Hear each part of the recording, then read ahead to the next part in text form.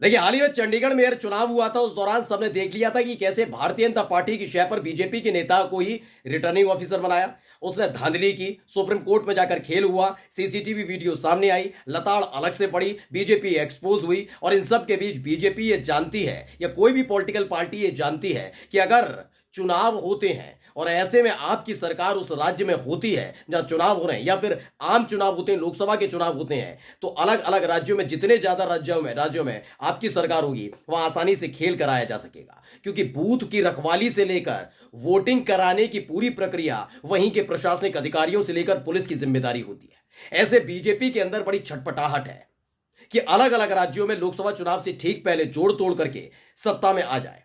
यही काम वो अलग अलग राज्यों में कर रही है। अभी हाल ही में आपने बिहार के अंदर देख लिया, हिमाचल प्रदेश में करने की कोशिश थी, नहीं कर पाए, झारखंड में करने की कोशिश थी, नहीं कर पाए, लेकिन झारखंड के अंदर अब भी हाथ पांव मारने का काम बीजेपी कर रही है। और ये सारा का सारा खेल जांच एजेंसियों के जरिए किया जा रहा है।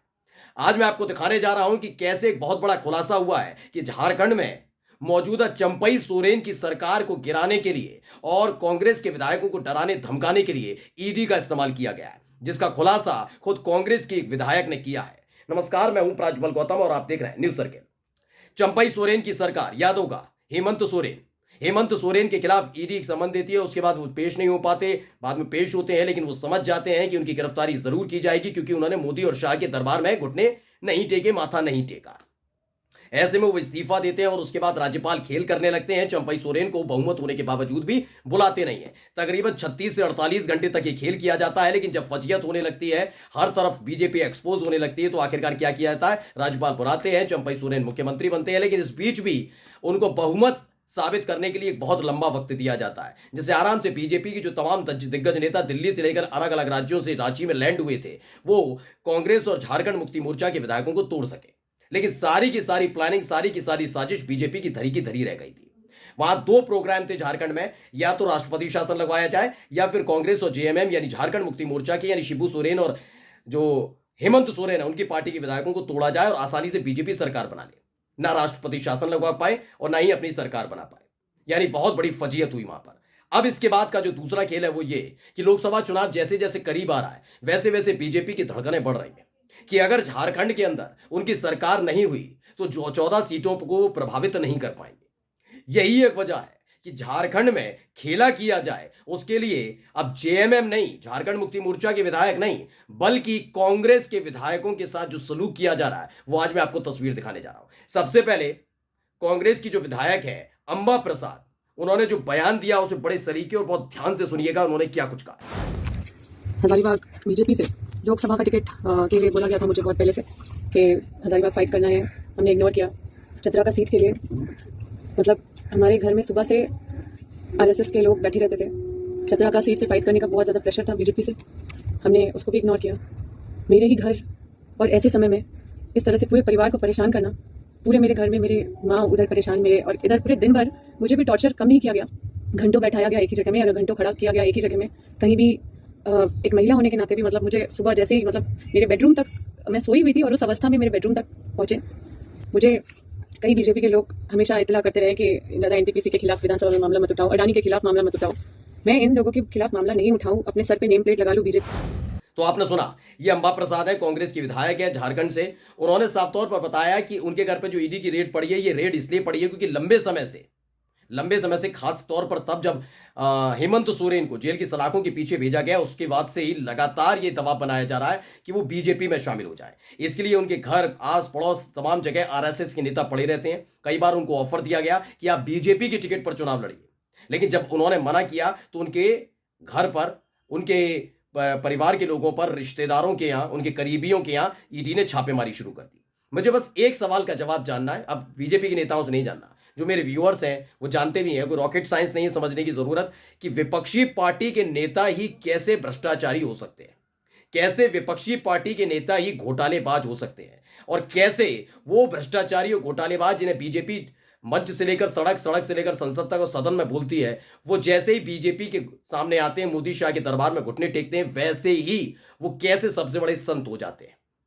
इस दौर में सिर्फ ईडी, सीबीआई, इनकम टैक्स विपक्षी पार्टी के नेताओं की यहीं छापेमारी क्यों कर रही है, इसका जवाब आप अच्छे जानते हैं, लेकिन मैं पूछना आपसे तब भी चाहता हूं। खैर, आपने सुन लिया।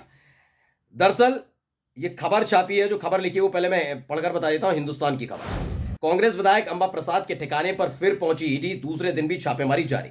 बताया जा रहा है कैश वैश मिला है, सब चीजें। देखिए, बताया गया मंगलवार को तकरीबन 18 घंटे छापेमारी के बाद ईडी की टीम आज सुबह फिर कांग्रेस विधायक अंबा प्रसाद के घर पहुंची है। जानकारी के मुताबिक ईडी की एक टीम अंबा प्रसाद के हजारीबाग स्थित आवास पर छापेमारी कर रही है। जमीन कब्जा और अवैध बालू कारोबार से जुड़े एक मामले में जांच एजेंसी कार्रवाई कर रही है। मंगलवार को ईडी ने उनके पिता पूर्व मंत्री योगेंद्र साहब समेत 17 ठिकानों पर छानबीन की थी। ये लगातार छानबीन की जा रही है। एक और खबर पढ़कर बता देता हूं इसी से जुड़ी हुई कि झारखंड में क्या खेल करना चाहते हैं। झारखंड में खबर इन्होंने छापी है जागरण ने। धीरज साहू के बाद अब इस कांग्रेस नेता पर ईडी ने कसा शिकंजा, 17 ठिकानों पर की छापेमारी। याद होंगे आपको धीरज साहू जो कांग्रेस के विधायक थे, और उनके पास भी बताया गया अकूत संपत्ति मिली, इतना पैसा मिला। आईटी सेल बीजेपी का लग गया कि देखिए कितना धनाढ्य है आदमी, कैसे पैसे इकट्ठा किया गया। राहुल यात्रा निकालते हैं, न्याय यात्रा निकालते हैं, रथ यात्रा निकाल, ये यात्रा वो यात्रा निकालते हैं, भारत जोड़ो यात्रा निकालते हैं, लेकिन पैसा कौन जोड़ रहा है, ये तमाम चीजें। और मोदी जी हैं तो मुमकिन है, तमाम बात है। बस मैं इतना जानना चाहता हूं, ये धीरज साहू, तेजस्वी यादव, फिर कभी लालू प्रसाद यादव, मीसा भारती, ये अंबा प्रसाद, ये सारे के सारे विपक्षी पार्टी के नेता क्यों हैं? क्यों अभी तक हेमंत बिस्व शर्मा से पूछताछ नहीं हो रही? क्यों नहीं पूछ रहे हो भैया शुभेंदु अधिकारी से? क्यों नहीं पूछते हो भैया छगन भुजबल से? ईडी ने तो साफ साफ, यही ईडी जो छापे मारने करने का ये कोर्ट में कह दिया कि छगन भुजबल जिनके खिलाफ हमने घोटाले और भ्रष्टाचार के आरोप लगाए थे और हमने शिकायत दर्ज की थी, वो वाली हमें रिपोर्ट ही नहीं मिल रही, हमने कौन सी शिकायत दर्ज करा दी थी, इसलिए हम अपनी याचिका वापस लेते कोर्ट में छगन भुजबल के लिए। क्योंकि छगन भुजबल के खिलाफ जब ईडी जांच कर रही थी तो वो अजित पवार के वो एनसीपी में हुआ करते थे, लेकिन एनसीपी जब टूटी और अजित पवार के साथ छगन भुजबल महाराष्ट्र की सरकार में शामिल हो गए, वैसे ईडी ने कहा हमें याचिका नहीं मिल रही, अब क्या करें सर, एक काम करिए आप मामला रद्द कर दीजिए। सोचिए, अजित पवार को चक्की पिसवा रहे वाले थे देवेंद्र फडणवीस, बीजेपी के नेता, अब गलवैयां चल रही हैं, दोस्ती यारी चल रही है। यानी नैतिकता को किस तरह से खूंटी पर टांगने का काम सत्ता के दम पर सरकार कर रही है, अभी किसी से छिपा नहीं है। आप जानते हैं हमारे देश को क्या कहा जाता है? दुनिया का सबसे बड़ा लोकतांत्रिक देश है हमारा। लेकिन आप इन गतिविधियों को देखकर कभी कहते हैं कि ये लोकतांत्रिक देश की परिभाषा है? हंसते हैं हम लोग। विदेशी मीडिया किस तरह से रिपोर्ट छापती है, देखना जरूरी है कि कैसे एक व्यक्ति केवल इतिहास रचने के लिए, सत्ता में आने के लिए, अलग अलग राज्यों में अपनी सरकार बनाकर लोकसभा में चुनाव में खेल करने के लिए सब कर रहा है। क्योंकि वो समझ गए कि इस बार खेल चुनाव आयोग के जरिए नहीं कर पाएंगे, चुनाव आयुक्त के जरिए नहीं कर पाएंगे, रिटर्निंग ऑफिसर के जरिए नहीं कर पाएंगे, क्योंकि एक्सपोज हो चुके हैं चंडीगढ़ के अंदर। सुप्रीम कोर्ट खासा नाराज है। इस बार शिकायत एक भी आ गई ना तो चुनाव के नतीजे पलटवा के रख देगा सुप्रीम कोर्ट। इसलिए डरे और सकुचाए हुए हैं। तो क्या कर रहे हैं, अलग अलग राज्यों में अपनी अपनी सरकारें बना रहे हैं। कभी बिहार में तोड़ लो, बिहार में बन जाओ, हिमाचल प्रदेश में कोशिश करो, ये उत्तर प्रदेश में है ही है, कभी कहीं बनाओ, महाराष्ट्र में तोड़ लो। मतलब अलग अलग जगह जहां जहां बड़े बड़े राज्य, वहां पर ये खेल किया जा रहा है डंके की चोट पर कि भाई साहब कैसे भी करके सरकार बनाओ, चुनाव हो तो खेल करो आराम से। जो ना टूटे उसके लिए ईडी है, जो ना टूटे उसके लिए सीबीआई है, जो ना टूटे उसके लिए इनकम टैक्स विभाग है। ये तमाम खेल किए जा रहे हैं, और वो भी डंके की चोट पर। अंबा प्रसाद को आपने सुन ही लिया, उन्होंने कहा कि उनके पास तो ऑफर था बीजेपी की टिकट पर चुनाव लड़ने का, लेकिन वो नहीं लड़ी, वो नहीं शामिल हुई बीजेपी में।